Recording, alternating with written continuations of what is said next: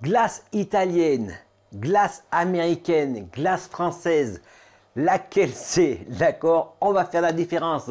Bonjour, je suis Fabien de la SARL Grille, donc le constructeur français de machines à glace à l'italienne.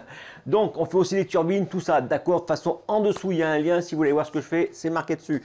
Voilà, donc italienne, américaine, française. C'est quoi qui différencie ces glaces? En fin de compte, ça serait la matière grasse.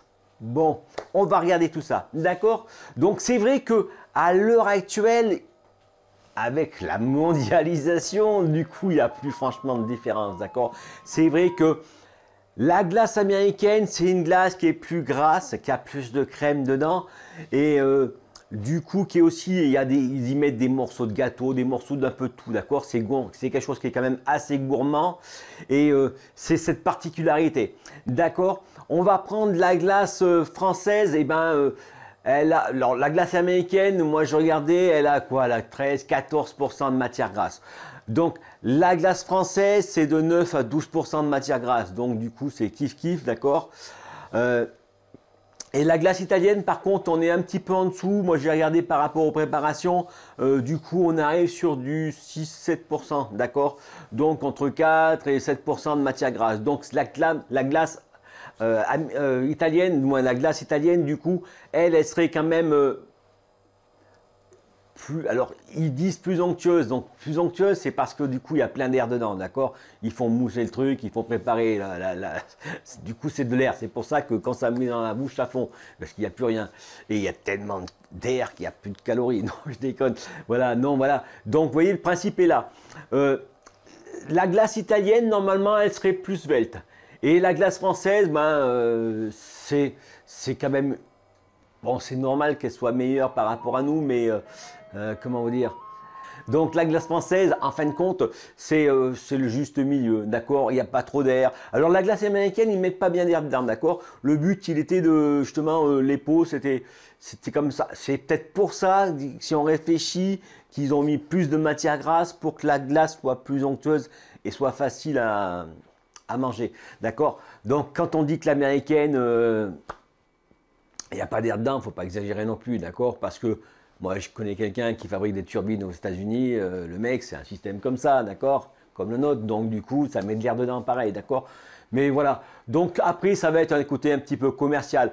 Moi, je trouve que les Italiens, par contre, ils sont forts dans les pâtes d'arôme. Les pâtes d'arôme, je veux dire, il y a une panoplie de goûts qui est phénoménale, d'accord? Et c'est super bon quand tu manges. Bon, je parle une glace faite avec les bonnes proportions, d'accord? Parce que c'est vrai que si le mec il dit je fais de l'italienne, mais que du coup, comme la pâte d'arôme ça coûte cher, il en met pas beaucoup, ben voilà, donc il n'y a aucun intérêt, d'accord? Mais je dis voilà, si vous respectez les doses qu'il y a marquées sur la boîte, et ben la glace elle est super bonne et super parfumée, d'accord? Donc la glace américaine, c'est plus de matière grasse. Donc dedans, c'est là qu'il y a les brownies, tous ces trucs-là. Mais maintenant, les Italiens, ils font la même chose. Donc du coup, nous, on fait pareil, d'accord? En fin de compte, tout se ressemble. Les mecs, ils ont été à un endroit où il y avait d'autres qui faisaient des glaciers, qu'ils ont regardé comment ils faisaient. Et voilà, quoi. Je veux dire, vous voyez, quand ils font comment ça s'appelle? Les concours, eh ben, ils sont tous là. Du coup, le mec, il goûte, il dit, c'est bon, putain, c'est pas con, je vais faire ramener ça. D'accord? C'est tout le monde. Donc maintenant, il n'y a plus franchement de différence que par rapport à avant. Mais parce que tout le monde, c'est la mondialisation, c'est ce que je disais, d'accord? Tout le monde fait à peu près, essaie d'améliorer ses glaces, d'accord? Parce qu'on n'a pas parlé de la glace japonaise, mais vous avez vu, les japonais, c'est chiadé le truc, c'est chargé je veux dire, c'est plus que gourmand aussi, d'accord? C'est abusif. Et ils sont maigres, les japonais, hein, pourtant. Hein. Si, il y a les sumo. C'est peut-être pour ça, c'est la glace des sumo. Ok, d'accord? Vous voyez? Sinon, si vraiment vous voulez une glace qui est bonne, grasse. Quand je dis grasse, c'est dans le bon côté des choses, d'accord? C'est le côté qui soit onctueux total, d'accord? C'est la glace à la ferme. Moi, à chaque fois que quelqu'un vient avec du lait de la ferme, et ben du coup, c'est là qu'on dit putain, mais c'est bon, d'accord? Le truc, il est là. Un litre de lait, normalement, ça contient 3,5% de matière grasse.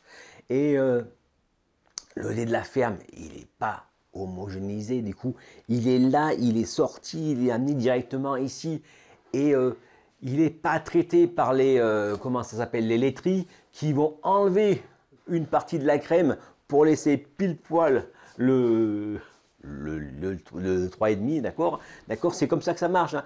Les mecs, ils récupèrent, il ne va pas vous vendre tout le lait, d'accord. Ils récupèrent la crème.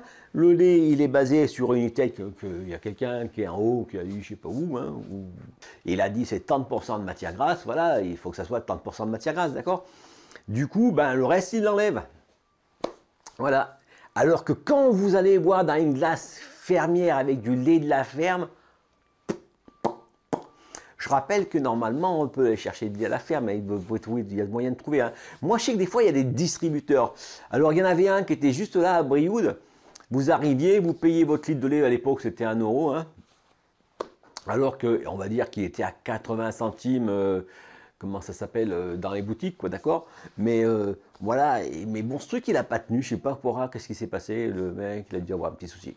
Mais sinon, on en trouve un deck boîte à lait. Et là, vous pouvez récupérer le lait, d'accord. Vous prenez ce lait-là et du coup, vous faites une glace et elle va être nickel, d'accord. Elle va être vraiment crémeuse, c'est impressionnant. Le goût change totalement, d'accord.